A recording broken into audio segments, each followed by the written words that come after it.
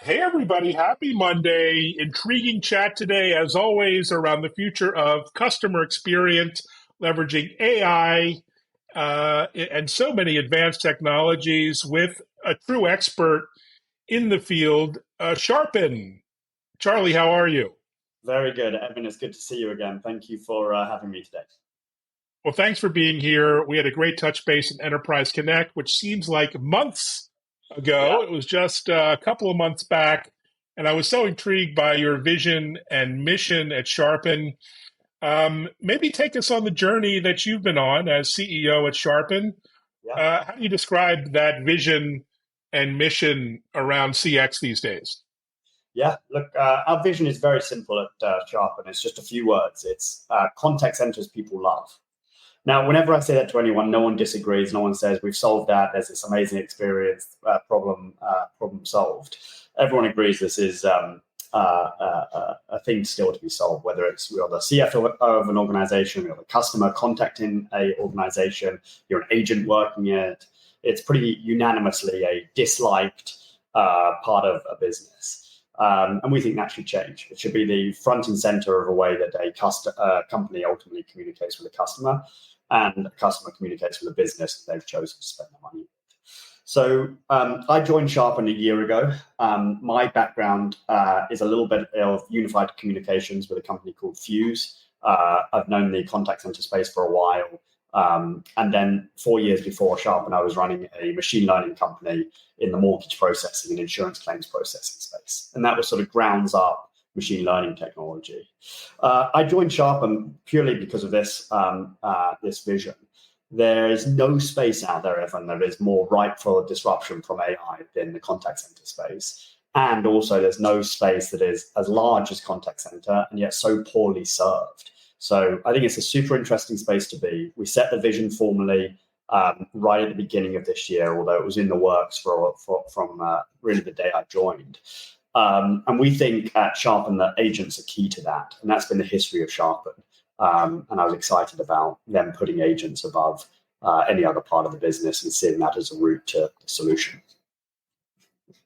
Well, it's certainly a big challenge and opportunity you've taken on. And what are the hurdles, the challenges, the roadblocks that you're facing in Yes. this goal to revolutionize customer experience, agent experience, and more? Yeah. Changing any industry you're presented with a lot of challenges. There's no doubt about that, Evan. I really see two here as the biggest ones we face every day. The first is the balance between innovation and stability or reliability or compliance, however you want to think about that. The sort of go-to model for innovation is young, agile startups like a Sharpen, innovate very rapidly, put stuff out there. Maybe it fails, maybe it works really well, and people sort of like that fast iteration. And then if you want something far more stable, you go with a company like an IBM or a Microsoft, and you don't quite get the cutting edge, but you get something that always works. And that trade-off doesn't really work in the contact center for two reasons. Firstly, the software is customer facing. And that's not usually true for sort of highly innovative areas. And customers have a low tolerance. We've already said that contact centers are bad. They have a low tolerance for sort of bad experience, even worse experiences. And then the second thing is if you take someone's contact center down for even 7 minutes, you're sort of shuttering their business or a key part of their business. So at Sharpen, we're trying to balance innovation moving forward. There's so much to be done here with also just giving an insanely reliable and compliance friendly piece of software. And that's a challenge every day, but it's something we put at the center of the business.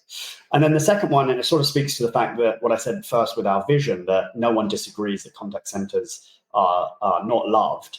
The second is there's just a bit of an expectation that they're awful. So when we get into conversations with customers, often they're looking at how do I take out as much cost? How do I minimize the need for this? And we think that's the wrong approach. So we try to change that conversation for how do we increase revenue? How do we increase customer satisfaction? How do we put the agents at the front and center of your business? And businesses that skew towards that are more interesting for us as customers, and we serve them much better than someone that's just trying to sort of rip out costs. Well said. Nice approach. And you have a background in machine learning and AI, and Yes. clearly we're at the bleeding edge there. So, get into some of the tactics and technologies for leveraging AI and automation to improve not just agent performance, but customer satisfaction and so much more. What Yeah. is your practical approach today, and how do you see this evolving? Yeah. I describe myself as incredibly bullish and incredibly bearish on AI all at the same time. I think the future is AI. I think that it's going to change the way we do absolutely everything. I think of it as sort of we're going through the internet revolution of the 1990s right now with AI, and it's going to radically change everything we do. But at the same time, it's not there in doing absolutely everything out of the box yet today. And I'm excited for that to change, but that's where we are today. So at Sharpen, we use a phrase called usable AI. And the idea there is it needs to be fast time to value. So you need to be able to roll something out very quickly. This isn't a time for science experiments. There's such good technology out there. Go and do the low-hanging fruit because there's just a lot of value there. The second is it needs to have an overlap of a valuable use case in the market and where the technology is today. And then the third is it needs to be compliance friendly. And this leads us to skew towards making agents a lot more effective. And the way we do that, so Sharpen serves both self-service, routing to an agent, and then the actual interface that an agent looks at as they take an interaction. The first step of that is getting the mundane off. We have a chatbot there. If you want to check your balance or you want to activate your card, that sort of stuff should be done with a chatbot. And that can be done very well. And you can put generative AI in there or you can not put generative AI in there, but smart technology gets the mundane work off of an agent. The second is routing. We have something there called the Customer 360 bot, where we look at what's the problem this person's experiencing before they get to an agent. How frustrated are they? What language do they speak? All this sort of stuff. And then you're routing to the right agent as a result. And then the last area that we're really excited about is just making agents, when they take the call, a lot more effective. So I'll give you a few examples there. We have about 8 pieces of AI working there in different ways, but just a few examples there. The first is what we call summary of summaries. So this is context. This is everything that's happened in the last, let's say, 7 days. That's a good period of time. They've called in 3 times. It's typically been this issue. They were angry last time. Just a very quick snippet that's presented up to the agent, summarized through generative AI that allows that agent to take that interaction substantially more effectively. Second is we have something called sidekick bot that as they're happening during the interaction, things are being presented to the agent or to supervisors if needed, come and join this interaction to make that more effective. And then the last thing is just when you're done with a call, that wasted time of writing your own summary, we think that should go away entirely. We encourage our customers to let AI do that entirely and just move on.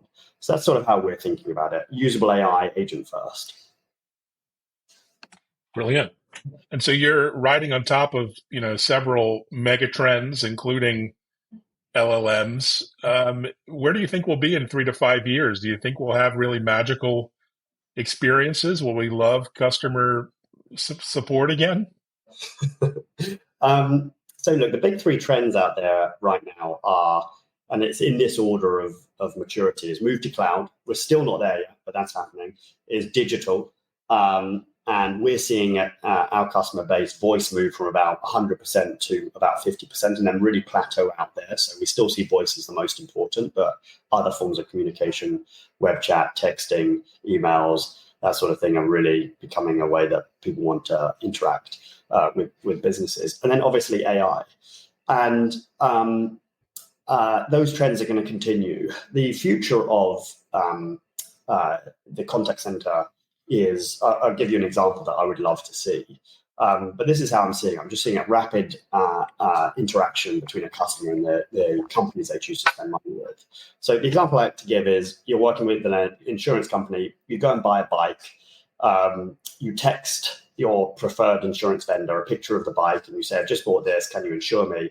A chatbot that seems like a real person, but everyone knows it's a chatbot, including the customer, sends back, if it's very easy, sends back a little link, says, press this, $2 a month, nice bike, have a great time. If it's really difficult, maybe they live in a zip code that is more likely to have bike theft, or they've got a bike that insurance company hasn't seen before. It says, great bike, congratulations, do you mind if I put you through to ABC to answer a couple of questions? They go through to a real person, and maybe a minute or 2 minutes later, they have that same thing but at a slightly higher price. I think that kind of interaction, just passing off machine and human very seamlessly and having that collaboration layer is the future.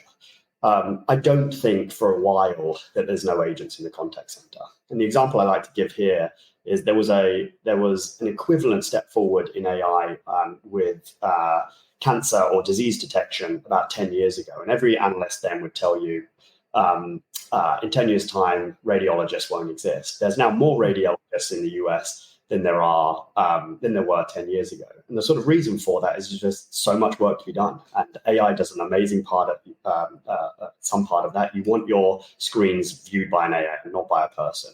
But then ultimately, there's steps around that still need to be done by a person. And that's what I see with the contact center. There's more contact center agents in the US today than there was a year ago when generative AI came out. And so I still see agents as essential, but I just think we're going to have a much, much better experience. And that sort of endless need to communicate is more fulfilled. Well said. So you talk about omnichannel. We've been talking omnichannel in the contact center for over a decade. But how do we make it more seamless and effortless for the consumer? We've all tried to switch to call, to chat, to other, to a direct message, and it's pretty disjointed. Where do you think about omnichannel going over the next couple years?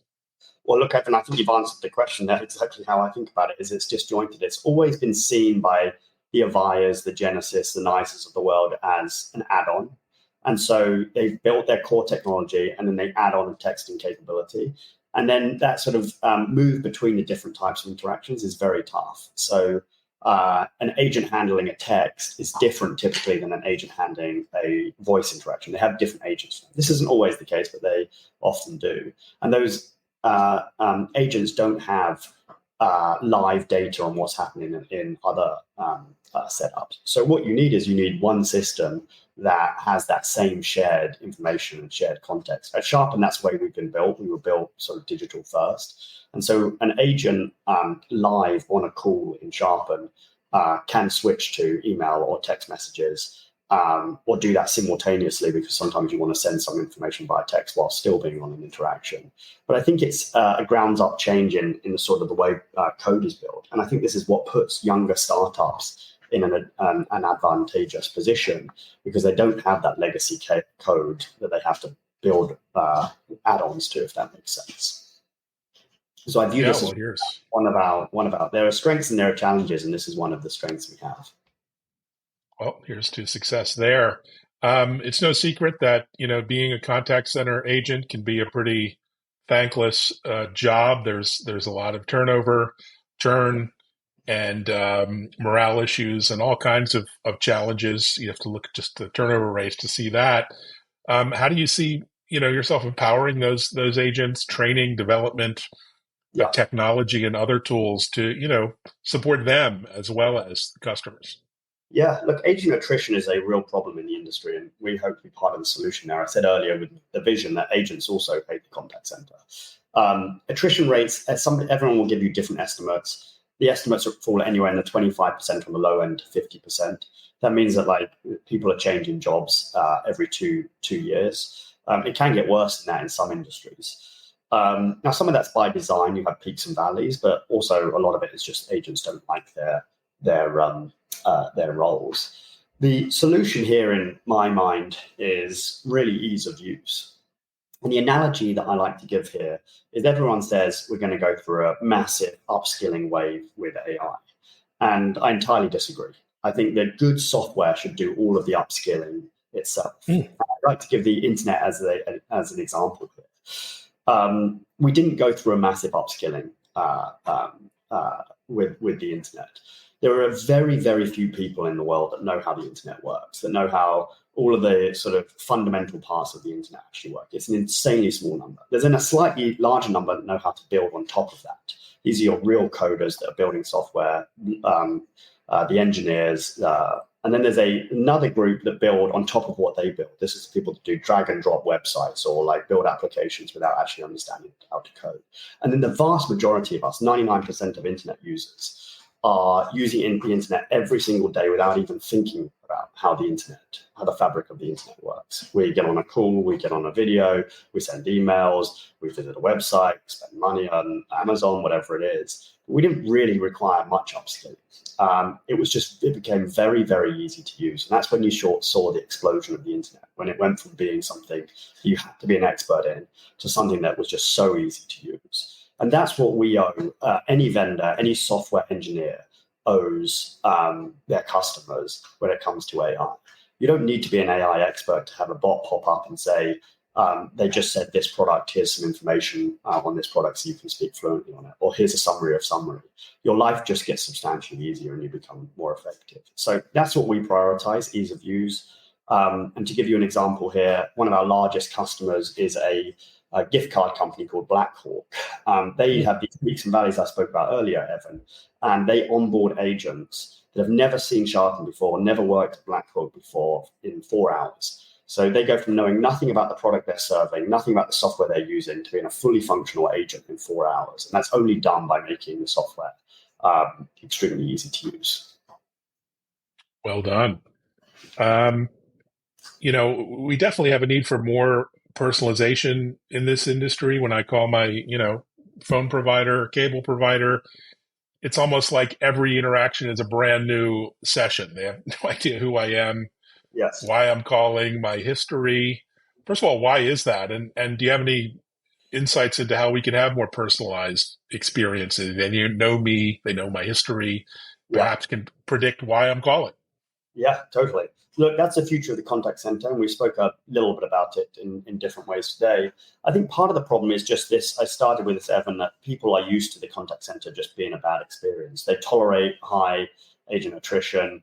They tolerate they expect that customer service is just going to be bad, so they rip out as much cost as possible.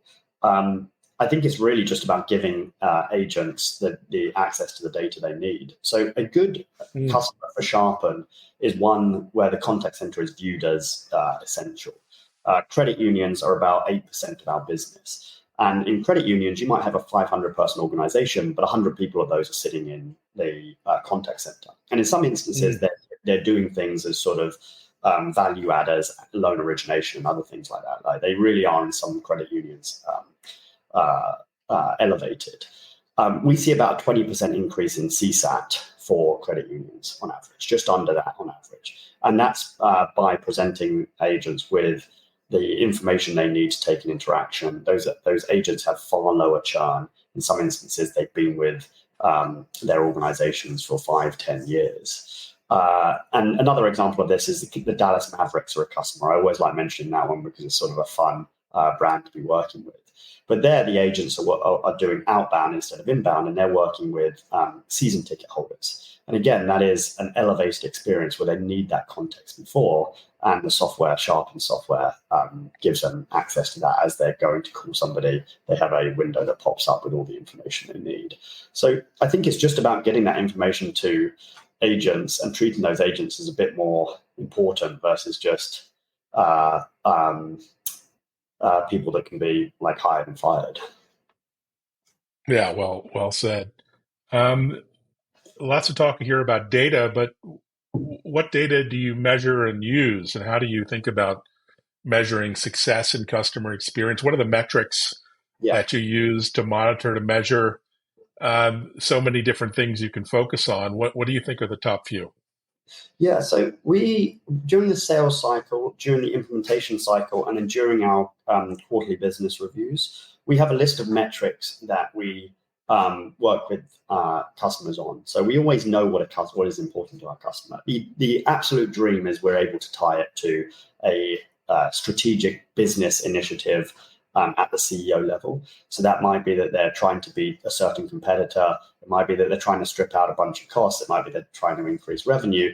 And then as you go down, we try to link it to the actual OKRs or whatever people are managing to on their day-to-day. So I mentioned Blackhawk earlier. We took out about $2.2 million of costs there.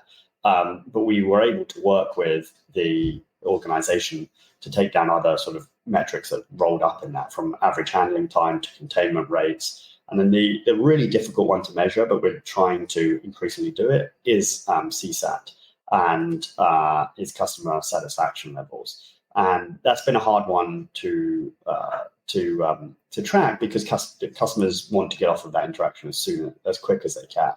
But I think as they have an elevated experience, they're a bit more happy reporting on that. Nice, excellent. Speaking of customer centricity, maybe talk about the culture within Sharpen that you're building and nurturing and growing. Any insights into the team and the direction you're going? Advice perhaps to folks who are building a customer centric organization? Yeah. We try to, as I mentioned on the last question, we try to put customers' business at the center of what we're doing. No one wants to buy a piece of software. No one wants to even buy AI. They want to buy a solution to a problem or a way of seizing an opportunity. And I think that reorienting any company to put that the front and center of why you're doing any given thing is essential. The other thing I'd say, which is a motivating thing for engineers, is engineers want their code to be used. Want their code to be used. They don't just want to write sort of a super cool piece of code. They want it out there actually in the wild being used. And so if you put customer uses at the front and center, you tend to get a better outcome there. We do something at Sharpen which is called the Quarterly Product Summit. This happens every 3 months, as the name would suggest. And there we take about 10 different inputs into our roadmap, and then we all agree as a roadmap, but the whole company is represented there in different ways. We agree on a roadmap, and then we go and create that. We do that every 3 months. But those inputs are a customer advisory board is an example of one input. They're also, so that's the sort of voice of the customer. They're what the sales team's hearing. They're what the customer experience team who's doing the implementation is actually hearing. We work with a few customers, a very small amount because we have to sort of prioritize the right type of innovation. But we work with a few customers on building beta products together. And that's the sort of customer centric. But then also you have to overlay that with we are trying to be thought leaders in this space. So then you have to listen to the engineers, like what's the cutting edge technology? How could that be applied? And so we get in a room, we hash all of that out. It takes about a month to prepare for that conversation. We agree on the roadmap and then we go and build it. But it's sort of a bit of a combination of listening to customers, seeing customers, and also trying to be a thought leader in the space. You need to have that balance. Fantastic. Well, it sounds like an exciting time at Sharpen.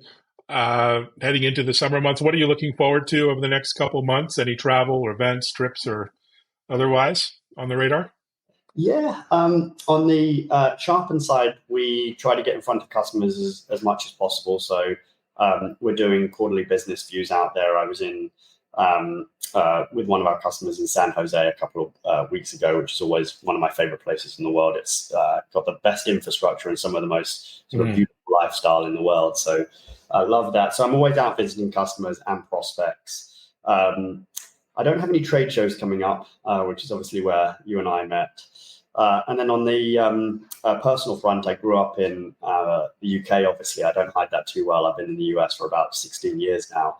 But I'm going to do 2 weeks at the end of August in the UK, which will be lovely. It should be. Well, hit or miss. I lived in the UK for 10 years, and you never know. Those summers could be the weather's beautiful or wet and rainy. So good luck with that. Congrats on all the success, Charlie. Onwards and upwards, and look forward to keeping in touch. Awesome. Thank you for the time today, Evan. I really appreciate it, and I had fun. Thank you, and thanks everyone for watching. Reach out to Sharpen with any questions or comments, and thanks for sharing as always. Take care. Cheers. Bye-bye.